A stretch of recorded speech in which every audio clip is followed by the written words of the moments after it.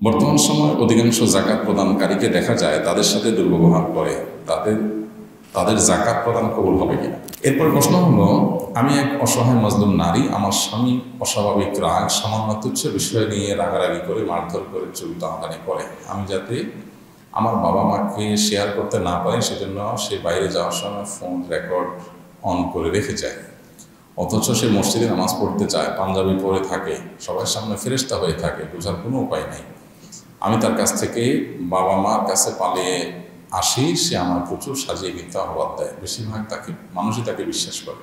আমার কি করা উচিত? এখন আমরা জন্য দোয়া করবেন। আমরা দোয়া করি আমাদের বোনকে আল্লাহ তাআলা মুক্তি দান করেন।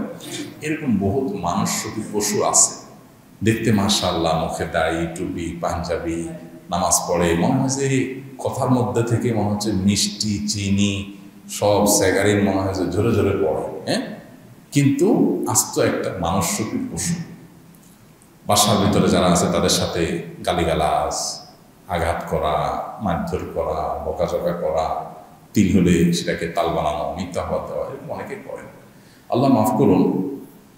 এই জাতীয় চরিত্র যদি কারোর থাকে, সে ব্যক্তি শুধুমাত্র আল্লাহর কাছে অপরাধী না, সে ভালো মুসলমান আল্লাহর খাতে হওয়ার কোনো সুযোগ তার নাই যদি তার চরিত্রটাকে সে সংশোধন না করে। এটা তো খুবই জঘন্য কথা যে আপনি আপনার স্ত্রীকে মিথ্যা অপবাদ দিচ্ছেন, মানুষের কাছে খাটো করছেন। আর আমাদের সমাজটা এরকম হয়ে গেছে যে সমাজে মানুষ ভালো মন্দ বেশিরভাগ ক্ষেত্রে লেবাস দিয়ে পরখ করে ফেলে, যে ঠিক আছে স্বামীটা দাঁড়িয়েলা মানুষ, নামাজ কালাম পড়ে, তার কথাই মানুষ বিশ্বাস করে। মানুষ বাহ্যিক জিনিস দেখে হয়তো একটা বিশ্বাস তৈরি হবে, একটা পর্যায় পর্যন্ত সেটা মানা যায়, কিন্তু ব্যক্তিগত বিষয়গুলোতে এরকম অন্ধের মতো বিশ্বাস করে আরেকজনকে ব্লেম করার, অভিযোগ দেওয়ার কোনো সুযোগ নাই। আমরা বেশিরভাগ মানুষই বিবেক বিবেচনা খরচ করি না, বিশেষ করে এই জাতীয় বিষয়গুলোতে আমরা চোখ বন্ধ করে দোষটা চাপাই দিয়ে একজনের উপরে। এখন যদি এই ঘটনা সত্য হয়, এই ভদ্রমহিলার কথা যদি সত্য হয়, তাহলে তাকে যারা দোষারোপ করছে কতটা অপরাধী হচ্ছে। একজন নির্দিষ্ট মানুষকে দোষারোপ করা কতটা অপরাধ জানেন? এটাকে মিথ্যা অপমান বলা হয়। মিথ্যা অপবাদ, তোহমত, এটা গীবতের চাইতেও জঘন্য অপরাধ। আল্লাহ তাআলা কোরআনে বলেছেন, তাহসাবুনাহু হাইয়িনা ওয়া হুয়া ইনদাল্লাহি আযীম। তোমরা এই কারোর চরিত্রে, কারোর ব্যাপারে দোষ দেওয়া, এটাকে ছোট জিনিস মনে করো, অথচ আল্লাহর কাছে এটা অনেক বড় অপরাধ। না জানলে চুপ থাকবো, কিন্তু কারোর চরিত্র নিয়ে কোনো বাজে মন্তব্য করবো না। অনেক সময় দেখা যায় এই সমস্ত মেয়েরা বাবার বাড়িতে কোনো জায়গা পায় না, মনে করে যে তাদের জামাইটা ফেরেশতা, কারণ সে ফেরেশতা সাজতে পারে, নাটক করতে পারে। তো এই জাতীয় পাপিষ্ট যারা আছে তারা নামাজ পড়তে পারে, দায় রাখতে পারে, কিন্তু ভালো মুসলমানও না, এবং জান্নাতে যাওয়া এত সহজ নয়। আমাদের ম্যাক্সিমাম মানুষ আমরা ইসলামটা সঠিকভাবে বুঝতে পারিনি। খাদ্য মজুত করতেছেন, কৃত্রিম সম্পদ সৃষ্টি করতেছেন, ভেজাল করতেছেন ব্যবসায়, আবার মাশাআল্লাহ এই লম্বা দাড়ি, মাথায় টুপি, কপালে দাগ পড়ে গেছে। উনি ওমরাও করেন, উনি হজও করেন, হাজির সাহেব মানুষ প্রায় সময় টিভিতে আপনারা দেখেন, আছে না নাই? ঠিক একইভাবে বাহিরে অনেক ফেরেশতা, নামাজি কালামি বাসায় গিয়ে বউয়ের সাথে চাঁড়ালের মতো আচরণ করছে, আছে না নাই? তো এগুলো কখনো ভালো মুসলমানের চরিত্র না। এগুলোর মানে হলো ইসলামটা আমরা বুঝি নেই। ইসলামটা শুধু লেবেল লাগানোর নাম না, এই লেবেলের নাম শুধু কি না, ইসলামটা বরং ভেতরটাই হলো ইসলামের মূল, যে আমার মনটা থাকবে ফ্রেশ, শুদ্ধ, সুন্দর, মানুষকে ভালোবাসবো, কাউকে কষ্ট দিব, আমার দ্বারা কারোর প্রতি জুলুম হবে না। আর নবী সাল্লাল্লাহু আলাইহি ওয়াসাল্লাম তো বলেছেন, খায়রুকুম লিআহলি, তোমাদের মধ্যে যে ব্যক্তি তার স্ত্রীর কাছে ভালো, সে আল্লাহর কাছে ভালো। স্ত্রীর কাছে ভালো না, বাহিরে যত ভালো সাজছেন আপনি ভালো হতে পারবেন না। আমাদের বোনকে আমরা বলবো, আপনি অবশ্যই বিচক্ষণ বিদগ্ধ মানুষ যারা আছে তাদেরকে পুরো বিষয়টা শেয়ার করেন, তাদের মাধ্যমে সুরাহা করার চেষ্টা করেন, এবং আপনার স্বামীকে কোনো ভালো আরামের সম্পন্ন করেন, তার আখলাকে সংশোধন করার জন্য চেষ্টা করেন, দোয়া করেন। সেই সাথে যদি কোনোভাবে বিহিত করতে না পারেন, সবর করেন। মনে রাখবেন, গোটা পৃথিবীর সমস্ত মানুষ যদি আপনাকে খারাপ বলে আর আপনি আসলে খারাপ না হন, তো বেঈমান বা নাস্তিক যে, তার তো কিছু করার নাই, কারণ সবার কাছে খারাপ হয়ে গেছে, সে ডিপ্রেসড হয়ে যাবে। আপনার ডিপ্রেশনের কারণ নাই, কারণ কিয়ামত বলতে একটা জিনিস আছে, বিচার দিবস আছে, সব বিষয়ে বিচার হবে, সেদিন আপনি শেষ হাসি হাসবেন। সো একটু অপেক্ষা করেন এবং সবর করেন। আল্লাহ আমাদেরকে তৌফিক দান করুন। বর্তমান সময়ে অধিকাংশ জাকাত প্রদানকারীকে দেখা যায় তাদের সাথে দুর্ব্যবহার করে, তাদের জাকাত প্রদান কবুল হবে কিনা। জাকাত দেন আর দান সাদেকা করেন, যাদেরকে দান করতেছেন, সাদেকা দিচ্ছেন, জাকাত দিচ্ছেন, তাদের সাথে যদি ব্যবহার খারাপ করেন, তাহলে আপনার জাকাত আল্লাহর কাছে বাতিল হয়ে যাবে, ক্যান্সেল হয়ে যাবে। এই জাকাতের, এই দানের সওয়াব আল্লাহর কাছে পাবেন না। কারণ কোরআন কারীমে আল্লাহ তাআলা বলেছেন, লা তুবতিলু সাদাকাতিকুম বিল মান্নি ওয়াল আযা তোমরা খোঁটা দিয়া এবং যাকে দান করছো তাকে কষ্ট দিয়া নিজের সদকাগুলো বাতিল করবা না।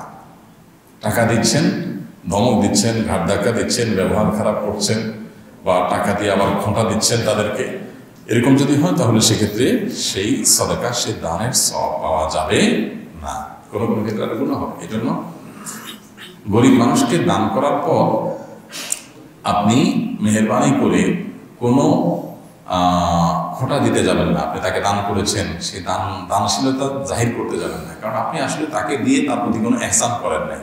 আপনি তাকে দান করেছেন আল্লাহর নির্দেশ পালনার্থে, এটা আপনার কর্তব্য পালন করেছেন, বিধায় তার প্রতি এহসান দেখাইতে যাবেন না যে হ্যাঁ তোমাকে আমি দিছি।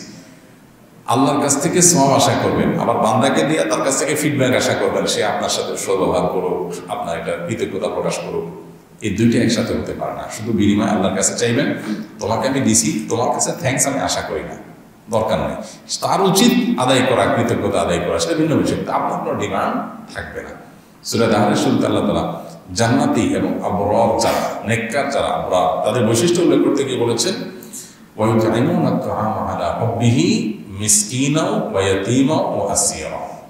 মিসকিন, এতিম এবং বন্দী, যারা বন্দী থাকে, জেলে থাকে, মামলা মোকদ্দমায় থাকে, তাদেরকে, তাদের পরিবারকে, এই যে এই অসহায় মানুষগুলোকে যারা খাবার দেয় তারা নেককার।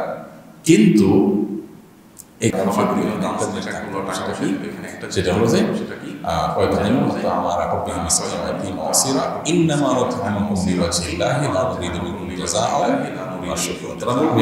যে আমরা তোমাদেরকে আল্লাহর জন্য খাওয়াচ্ছি, আল্লাহর জন্য দিচ্ছি, লা নুরিদু মিনকুম জাযাআন ওয়ালা শুকরা, তোমাদের কাছ থেকে এটার বিনিময়ে কোনো থ্যাঙ্কস, কোনো শুকরিয়া, কোনো কৃতজ্ঞতা, কোনো ফিডব্যাক, এগুলোতে কিছু আমাদের দরকার নাই। এর নাম হলো না। টাকা দিচ্ছেন, খোঁটা দিলেন, টাকা দিলেন, জাহির করলেন, হ্যাঁ আপনার ইহসান আপনি প্রকাশ করলেন, তারপর সেখানে সওয়াব প্রকাশ গুনাহ হবে। মূল জামাতে নামাজ শেষ হয়ে গেলে সানি জামাত করলে এই একামত দিতে হবে কিনা? যদি মসজিদের মূল জামাত শেষ হয়ে গেল বা অন্য কোথাও আছেন, আপনি একটা জামাত হয়ে গেছে, এখন আপনার আরো কয়েকজন মানুষ একত্র হয়েছে, কেউই জামাত পান নাই, সেক্ষেত্রে আপনারা যখন নিজেরা জামাত করবেন সেই জামাতে একামত দিয়ে তারপর জামাত করবেন, এটাই সুন্নাত। আজান দেওয়া জরুরি না, আজান মূল জামাতের জন্য হয়ে গেছে, শেষ।